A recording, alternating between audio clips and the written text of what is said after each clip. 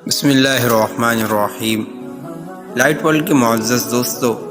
السلام علیکم ورحمۃ اللہ وبرکاتہ۔ ناظرین، جنت کا تذکرہ کرتے ہوئے خود اللہ تبارک و تعالی نے فرمایا کہ جس جنت کا متقیوں اور فرما برداروں سے وعدہ کیا گیا ہے، اس کی کیفیت یہ ہے کہ اس میں بہت سی نہریں تو ایسے پانی کی ہیں جس میں ذرا بھی تغیر نہ ہوگا، اور بہت سی نہریں دودھ کی ہیں جن کا ذائقہ ذرا بھی بدلا ہوا نہ ہوگا، اور بہت سی نہریں شراب کی ہیں جو پینے والوں کو بہت لذیذ اور مزیدار معلوم ہوں گی۔ ایک اور جگہ اللہ تبارک و تعالی نے فرمایا کہ جو شخص قیامت کی پیشی کا خوف رکھ کر اللہ کی اطاعت کرے گا، اس کے لیے دو جنتیں ہوں گی، ایک اللہ کے خوف کے بدلے، دوسری گناہوں کے چھوڑنے کے بدلے۔ ان دونوں جنتوں میں میوہ دار درخت کثرت سے ہوں گے، اور ہر درخت میں قسم قسم کے پھل ہوں گے، اور ان باغات کی لمبائی اتنی ہوگی جس میں درمیانی رفتار سے اگر کوئی آدمی چلے تو 100 سال میں اس کی لمبائی ختم ہوگی۔ اور ان دونوں باغوں میں دو چشمے جاری ہوں گے،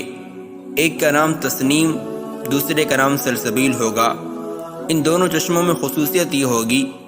کہ جنت میں رہنے والا شخص جہاں چاہے اور اپنے مکان کے جس درجے میں چاہے اسی جگہ سے بے تکلف پانی لے گا۔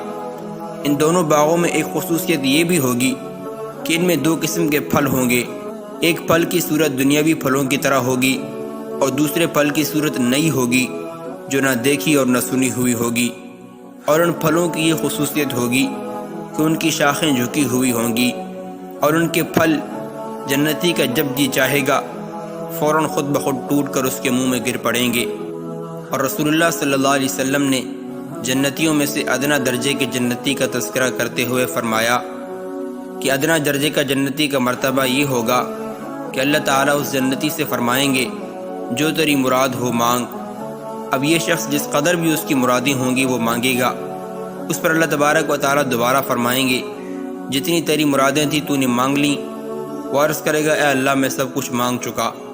تیسری مرتبہ اللہ تعالیٰ پھر فرمائیں گے کہ تیرے لیے تمام وہ چیزیں ہیں جس کی تو نے تمنا کی، بلکہ ساتھ ساتھ اتنی ہی اور بھی ہماری طرف سے، یعنی ایک تیرے مانگنے پر اور ایک ہم نے اپنی طرف سے شامل کر کے ان کو دگنا کر دیا۔ نبی کریم صلی اللہ علیہ وسلم نے فرمایا ادنا درجے کا جنتی وہ شخص ہوگا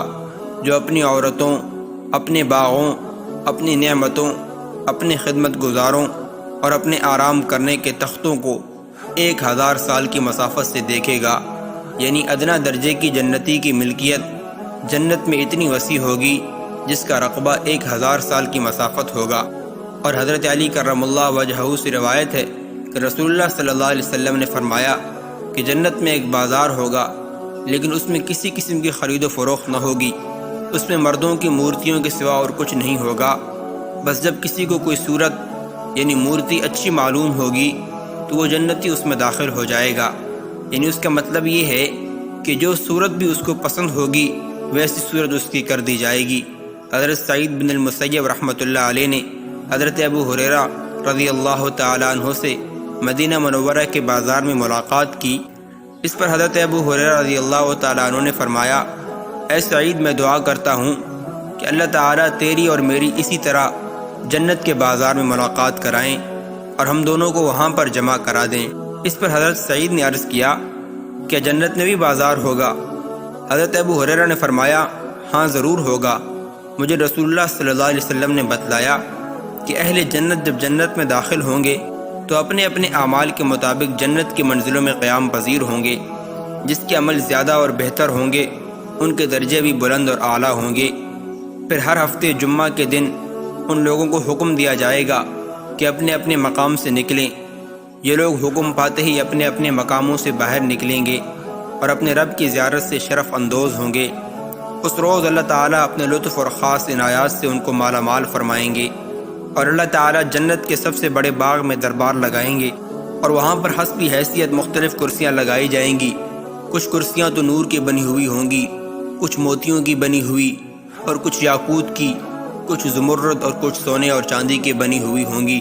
اور اپنے اپنے درجے کے مطابق ہر جنتی ان کرسیوں پر بیٹھے گا۔ اور سب سے ادنا درجے کے جنتی مشک اور کافور کے ٹیلوں پر بیٹھیں گے۔ اور خوبی یہ ہوگی کہ ٹیلوں پر بیٹھنے والی قوم کو یہ خیال بھی نہ آئے گا کہ کرسیوں پر بیٹھنے والے لوگ ہم سے اعلیٰ ہیں یا ہم، کیونکہ جنت میں ہر شخص اپنے اپنے مقام اور مرتبے پر راضی اور شکر گزار ہوگا اور اس سے اونچے درجے کی خواہش بھی نہ کرے گا، اور اس مجلس میں کوئی شخص بھی ایسا نہ ہوگا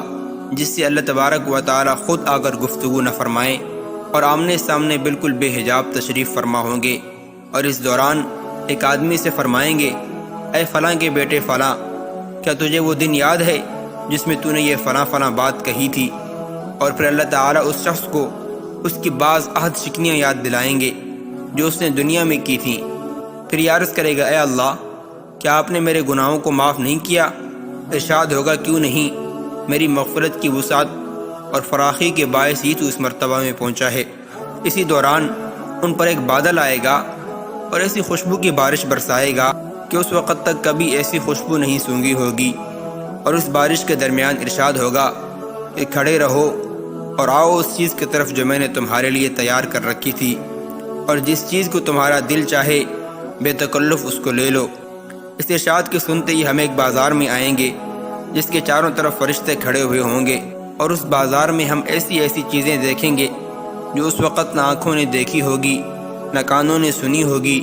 اور نہ دلوں پر اس کا خیال گزرا ہوگا۔ اس کے بعد ہماری پسند کی چیزیں ہم کو مفت دے دی جائیں گی، کیونکہ اس بازار میں خرید و فروخت نہ ہوگی، اور اس بازار میں جنت والے ایک دوسرے سے ملاقاتیں کریں گے، اور ایک اونچے مرتبے والا شخص اپنے سے کم درجے کے جنتی سے ملاقات کرے گا، اور اس کو اپنا لباس اس ادنا درجے کے جنتی کے مقابلے میں اچھا معلوم نہ ہوگا، لیکن فوراً ہی معلوم ہوگا کہ میرا خیال غلط ہے اور اس سے زیادہ کچھ خوبصورت نہیں۔ رسول اللہ صلی اللہ علیہ وسلم نے جنت کے درختوں کا تذکرہ کرتے ہوئے فرمایا کہ جنت میں کوئی درخت بھی ایسا نہیں جس کا تنا سونے کا نہ ہو، اور ہر درخت کی شاخیں ٹہنیاں بالکل مختلف ہیں،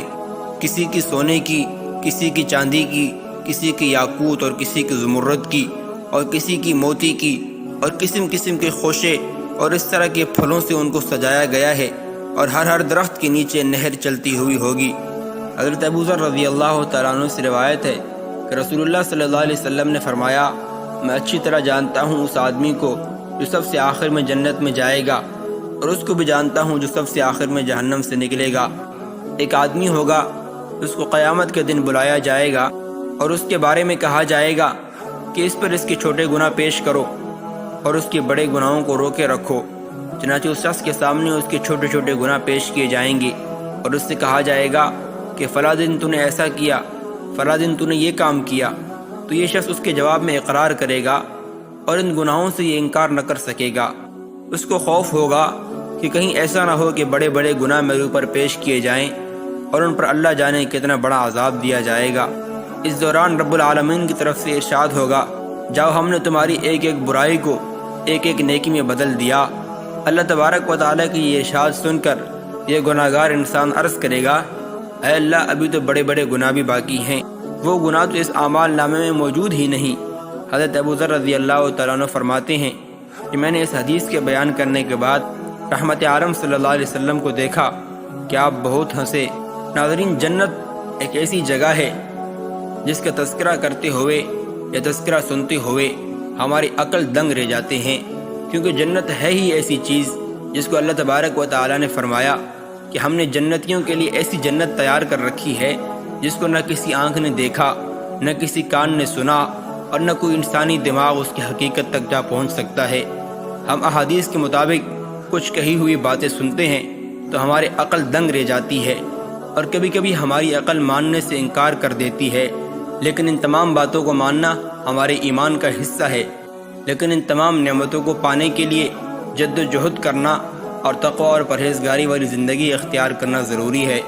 دعا ہے کہ اللہ تبارک و تعالی ہم سب کو تقوی اور پرہیزگاری والی زندگی نصیب فرمائے، اور رسول اللہ صلی اللہ علیہ وسلم کی سنتوں کے مطابق زندگی گزارنے کی توفیق نصیب فرمائے۔ انشاءاللہ زندگی رہی تو اگلی ویڈیو میں ملاقات کریں گے۔